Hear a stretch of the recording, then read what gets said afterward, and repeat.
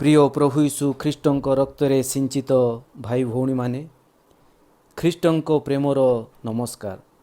ଆଜିର ବିଷୟ ଏହି ପ୍ରକାର ଭାବେ ଆମେ ସ୍ଥିର କରୁଛୁ, ଈଶ୍ୱରଙ୍କ ଦୃଷ୍ଟିରେ ଆମ୍ଭମାନଙ୍କର ଧର୍ମକର୍ମ।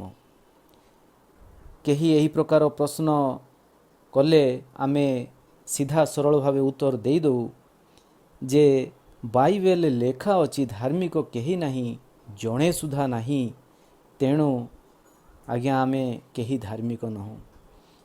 କିନ୍ତୁ ଈଶ୍ୱର କ'ଣ ଏହା ଚାହାନ୍ତି? ବାଇବେଲରେ ଲେଖା ଅଛି, ଏଥିପାଇଁ ଆମେ କ'ଣ କହିବା କି ଆମେ କେହି ଧାର୍ମିକ ନୁହଁ ବା ଆମେ କେହି ପବିତ୍ର ନୁହଁ, ଆଉ ଆମମାନେ କୌଣସି ପ୍ରକାର ଜୀବନ ବିତେଇବା, ଛୋଟ ଛୋଟ ପାପରେ ପତିତ ହୋଇ କାର୍ଯ୍ୟ କରି ଚାଲିଥିବା, ଏହା କ'ଣ ପ୍ରଭୁ ଚାହାନ୍ତି କି? ଆଜି ବାଇବେଲ କ'ଣ ଶିକ୍ଷା ଦିଏ? ଆଜି ବାଇବେଲ ତାହା କେବେ ଶିକ୍ଷା ଦିଏ ନାହିଁ ଯେ ଆମେମାନେ ଆଉ ପାପରେ ପତିତ ଜୀବନ ବିତାଉ। ଫିଲିପିଓ ତାର 2:5 ଏହି ପ୍ରକାର ଲେଖାଯାଉଛି, ଖ୍ରୀଷ୍ଟ ଯୀଶୁଙ୍କର ଯେପରି ମନ ଥିଲା ସେହିପରି ତୁମମାନଙ୍କର ମନ ହେଉ। ଯଦି ଖ୍ରୀଷ୍ଟ ଯୀଶୁଙ୍କର ଯେଭଳି ମନ ଥିଲା ସେଭଳି ଆମର ମନ ହେବ, ତେବେ ଆମେ କେବେ କହିପାରିବୁନି ଯେ ଆମେ କୌଣସି ପ୍ରକାର ଜୀବନ ବିତେଇବା ଦ୍ୱାରା ଆମେ ପ୍ରଭୁ ଯୀଶୁଙ୍କ ଦୃଷ୍ଟିରେ ଉତ୍ତମ ବା ଗ୍ରାହ୍ୟ ହୋଇପାରିବା। ସେଭଳି ପ୍ରଥମ ପିତର ତାର 1:15-16 ଲେଖାଯାଉଛି ଯେ ତୁମ୍ଭମାନଙ୍କର ଆହ୍ୱାନକର୍ତ୍ତା ଯେଭଳି ପବିତ୍ର, ତୁମ୍ଭେମାନେ ମଧ୍ୟ ଆଜ୍ଞାବହ ହୋଇ ସମସ୍ତ ଆଚରଣରେ ପବିତ୍ର ହୁଅ। ଯେଣୁ ଲେଖା ଅଛି, ତୁମ୍ଭେମାନେ ପବିତ୍ର ହୁଅ କାରଣ ଆମ୍ଭେ ପବିତ୍ର। ତେଣୁ ଆମେ ଆମମାନଙ୍କର ଧର୍ମକର୍ମ ବିଷୟରେ ଆଜି ଆମମାନେ ଜାଣିପାରୁ ଯେ ଆମମାନେ ଈଶ୍ୱରଙ୍କ ଦୃଷ୍ଟିରେ ଆଜି ଆମେ କେଉଁ ଜାଗାରେ ଅଛୁ। ସାଧାରଣ ମଣିଷ ଭାବରେ ଆମମାନେ ଚର୍ଚ୍ଚ ଯାଉ, ଦାନ ଧର୍ମ କରୁ, ଦଶମାଂଶ ଦେଉ, ଦରିଦ୍ରମାନଙ୍କୁ କିଛି ଦାନ କରୁ, ଯାହାଫଳରେ ଆମମାନଙ୍କ ମନରେ ଗୋଟେ ଖୁସି ହୁଏ କି ଆମେ ବହୁତ କିଛି ଭଲ କାମ କରୁଛୁ। ଆଉ ଯେତେବେଳେ ଆମେ ଆଉ କିଛି ଲୋକକୁ ଦେଖୁ ଯେଉଁମାନେ ଆଜି ଚର୍ଚ୍ଚ ଆସନ୍ତିନି କିମ୍ବା ସେମାନେ ପ୍ରାର୍ଥନାରେ ଉଦ୍ଯୋଗୀ ନୁହନ୍ତି, ଆମେ ସେମାନଙ୍କ ଆଡ଼େ ଆପଣା ହସ୍ତ ବିସ୍ତାର କରି ଆମେ ଏହି ପ୍ରକାର କହୁ ଯେ ଏହି ଦେଖ, ଏ ଈଶ୍ୱର ଭୟକାରୀ ନାହିଁ ବା ଇଏ ପାପରେ ପତିତ ଅଛି। କିନ୍ତୁ ଆମମାନେ କେବେ ଆମମାନଙ୍କର ଜୀବନର ଅବସ୍ଥା ଯାହା ଯୀଶୁ ଖ୍ରୀଷ୍ଟଙ୍କ ସମ୍ମୁଖରେ କି ପ୍ରକାର ତାହା କେବେ ଆମମାନେ ନିଜକୁ ଆମେ ଦେଖିପାରୁନାହୁଁ। ଯଦି ଆମେ ସେହି ଧନୀ ଯୁବା କଥା ମନେ ରଖିବା, ତେବେ ଘଟଣା ଚକ୍ରରେ ଏହି ପ୍ରକାର ହେଇଛି। ମାଥ୍ୟୁ ତାର 19:16 ଆପଣ ପଢ଼ିବେ। ଧନୀ ଯୁବା ଆସି ପଚାରୁଛି ଯେ ହେ ଗୁରୁ, ଅନନ୍ତ ଜୀବନ ପ୍ରାପ୍ତ ହେବା ନିମନ୍ତେ ମୁଁ କେଉଁ ସତ୍କର୍ମ କରିବି? ଆଉ ସେ ଧନୀ ଯୁବା ସେ କିଭଳି ଗୋଟେ ଜଗତର ସୃଷ୍ଟିକର୍ତ୍ତା ଯିଏ ମାନବ ରୂପରେ ଏହି ଜଗତରେ ଅଛନ୍ତି, ତାଙ୍କ ସମ୍ମୁଖରେ ସେ ଆସି ଠିଆ ହୋଇ ପ୍ରଶ୍ନ ପଚାରୁଛି ଯେ ମୁଁ କେଉଁ ସତ୍କର୍ମ କରିବି? ଆଉ ଏହି ପୃଥିବୀରେ ଆମମାନେ ଜାଣୁ ଆଜି ସମସ୍ତେ ସତ୍କର୍ମ ଦ୍ୱାରା ହିଁ ସେମାନେ ପରିତ୍ରାଣ ପାଇବା ପାଇଁ ଚାହାନ୍ତି। ଆଉ ସେହି ସମୟରେ ପ୍ରଭୁ ଯୀଶୁ କେଉଁ ପ୍ରକାର ଭାବେ ତାହାକୁ ଉତ୍ତର ଦେଉଛନ୍ତି? ଆଉ ପ୍ରଭୁ ଯୀଶୁ କହୁଛନ୍ତି ଯେ ତୁମେ ସର୍ବସ୍ୱ ବିକ୍ରୟ କରି ଦରିଦ୍ରମାନଙ୍କୁ ଦାନ କରି ତୁମେ ମୋ ପଛେ ପଛେ ଆସ, ଆଉ ତୁମେ ସ୍ୱର୍ଗରେ ଧନ ପାଇବ। ତେଣୁ ଯୀଶୁ ଖ୍ରୀଷ୍ଟଙ୍କ ଦୃଷ୍ଟିରେ ଆଜି ସେହି ଯୁବା ସେ ଧାର୍ମିକ ଗଣିତ ହୋଇପାରିଲା ନାହିଁ। କାହିଁକି ନା ପ୍ରଭୁ ଯୀଶୁ ଯେତେବେଳେ ଆମମାନଙ୍କୁ ଦେଖନ୍ତି, ଆମମାନଙ୍କର ଜୀବନର ଦୁର୍ବଳତାର ପ୍ରତ୍ୟେକ ଗଭୀରତାକୁ ସେ ପ୍ରତ୍ୟେକ ବିଷୟର ପୁଙ୍ଖାନୁପୁଙ୍ଖ ଭାବରେ ଯେଉଁ ଜାଗାରେ ଆମମାନେ ଆଉ ଦୁର୍ବଳ ଥାଉ ବା ଆମମାନଙ୍କ ଜୀବନ ପାପରେ ଲିପ୍ତ ଥାଏ, ତାହା ପ୍ରଭୁ ଯୀଶୁ ଅତି ସୁନ୍ଦର ଭାବରେ ଜାଣିପାରନ୍ତି। ଯେ ଏହି ଧର୍ମକର୍ମ ମଣିଷମାନଙ୍କର ତାହା କେବଳ ଗୋଟେ ମଳିନ ଅଶୁଚି ପଚାସଢ଼ା ବିଷୟ ବୋଲି ତାହା ଦେଖନ୍ତି, ତେବେ ଆମମାନେ କେବେ ଈଶ୍ୱରଙ୍କ ସମ୍ମୁଖରେ ଆମମାନେ ଧାର୍ମିକ ଗଣିତ ହୋଇପାରିବା ନାହିଁ। ତେବେ ଯେଉଁ ପରମେଶ୍ୱର ଏହି ପରିତ୍ରାଣର ପଥ ପ୍ରସ୍ତୁତ କଲେ, ସେହି ପରମେଶ୍ୱରଙ୍କ ସମ୍ମୁଖରେ ମଣିଷର ଅବସ୍ଥା କେଉଁ ପ୍ରକାର ବା ମଣିଷ କେଉଁ ପ୍ରକାର ଭାବେ ଈଶ୍ୱରଙ୍କ ଦୃଷ୍ଟିରେ ଧାର୍ମିକ ଗଣିତ ହେବ। ଆମମାନେ ବାଇବେଲ ଖୋଲିବା ଏଫିସିଓ 2ର 3, 4, 7, 8, 9 ଆମମାନେ ପଢ଼ିବା। ସେହି ଅନାଜ୍ଞାବହ ସନ୍ତାନମାନଙ୍କ ସହିତ ଆମ୍ଭେମାନେ ସମସ୍ତେ ମଧ୍ୟ ଏକ ସମୟରେ ଆମ୍ଭମାନଙ୍କ ଶାରୀରିକ ଅଭିଳାଷ ଅନୁସାରେ ଜୀବନ ଯାପନ କରି ଶାରୀରିକ ଓ ମାନସିକ କାମନା ପୂର୍ଣ୍ଣ କରୁଥିଲୁ। ପୁଣି ଅନ୍ୟମାନଙ୍କ ପରି ସୁଦ୍ଧା ସ୍ୱଭାବତଃ କ୍ରୋଧର ପାତ୍ର ଥିଲୁ।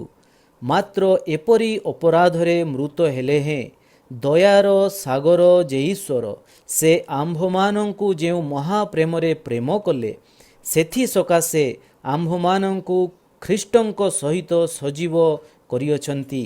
ଅନୁଗ୍ରହରେ ତୁମ୍ଭେମାନେ ପରିତ୍ରାଣ ପାଇଅଛ। 7 ପଦ। ଯେପରି ଖ୍ରୀଷ୍ଟ ଯୀଶୁଙ୍କଠାରେ ସେ ଆମ୍ଭମାନଙ୍କ ପ୍ରତି କରୁଣା କରି ଆଗାମୀ ଯୁଗରେ ଆପଣା ଅନୁଗ୍ରହର ଅତ୍ୟଧିକ ଧନ ପ୍ରକାଶ କରନ୍ତି। କାରଣ ଅନୁଗ୍ରହରେ ବିଶ୍ୱାସ ଦ୍ୱାରା ତୁମେମାନେ ପରିତ୍ରାଣ ପାଇଅଛ।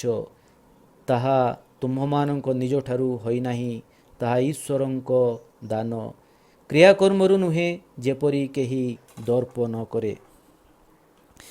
ତେବେ ଏହି ପାଠ୍ୟାଂଶରୁ ଆମେ ଜାଣୁଅଛୁ କ୍ରିୟାକର୍ମ ଦ୍ୱାରା ଆମେ କେବେ ବି ଧାର୍ମିକ ଗଣିତ ହୋଇପାରିବୁ ନାହିଁ। ତେବେ ବାଇବେଲରେ ଯେତେ ପ୍ରକାର ଧର୍ମ କର୍ମ ବିଷୟରେ ଆଜି ଲେଖାଯାଇଛି, ଯଦି ଆମେ ତାହାକୁ ଆମମାନଙ୍କ ଜୀବନରେ ପାଳନ କରିବା ପାଇଁ, ତାହା କରିବା ପାଇଁ ଆମେ ଆରମ୍ଭ କରିବୁ, ଆମେ କୌଣସି ନା କୌଣସି ଜାଗାରେ ଆମେ ଝୁଣ୍ଟି ପଡ଼ିବୁ। କାରଣ ପାଉଲ ରୋମିଓ ତାର 7:15 ପଦରେ ଏହି ପ୍ରକାର କହନ୍ତି, ମୁଁ ଯାହା ଇଚ୍ଛା କରେ ତାହା କରେ ନାହିଁ, ବରଂ ମୁଁ ଯାହା ଘୃଣା କରେ ତାହା ହିଁ କରେ।